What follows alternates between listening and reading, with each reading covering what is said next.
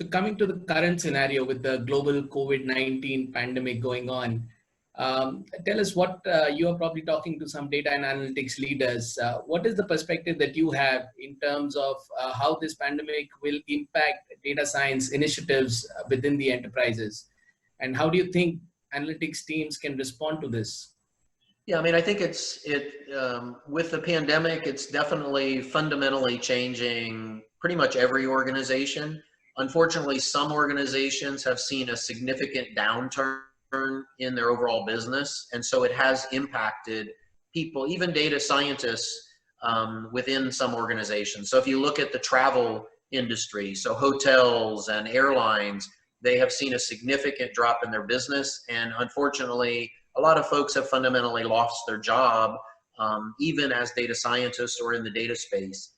On the other hand, there are a lot of businesses that, because of the move to digital and a lot of the analytic drives that are actually increasing, there has been a surge in demand for analytics and data science skills in other industries. So I think in general, what we're seeing is that the pandemic has really accelerated the digital adoption. So most folks like us today, we're working remotely. We're not working in an office, which means that our method of communicating has changed, but also just the method of making decisions has changed. And a lot of that is significantly increasing the demand for data and data science activities. So if you kind of look at the industries that have not been traumatically impacted by the pandemic, like I said, travel is a great example, that just something where they have an 80% drop in their business.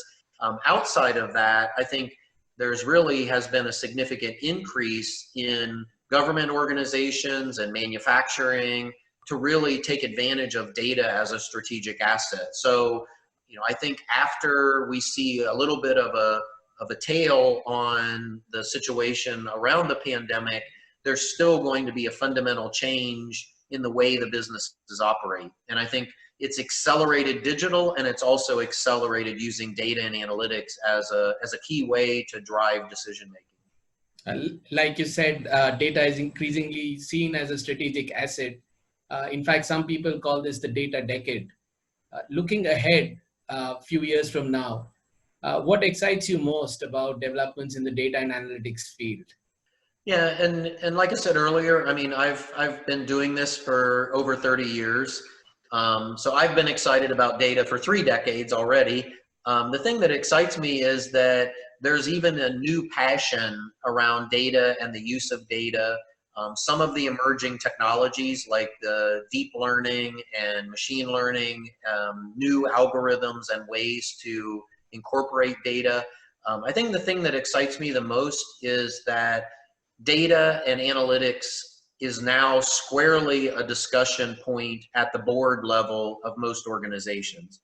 When I started this journey 30 years ago, data was an interesting discussion, but it was a discussion that was really happening at a manager level or a director level in the organization, how to help make some decisions. But today, for a variety of reasons, most board discussions include, how to make sure that an organization is leveraging not only the data that they have within the organization, but also understanding how they can leverage external data to really have an impact on the operation of their organization. So, like I said, I think that's the thing that's most exciting to me, is that this discussion is now at the top of almost every organization, and the demand for how to use data as a strategic asset, it is really something that, I guess to your point, some people are referring to this as the data decade. I think it's really because people are really understanding that they have to figure out how to use data as a strategic asset. It's not a good to have, it's a must have.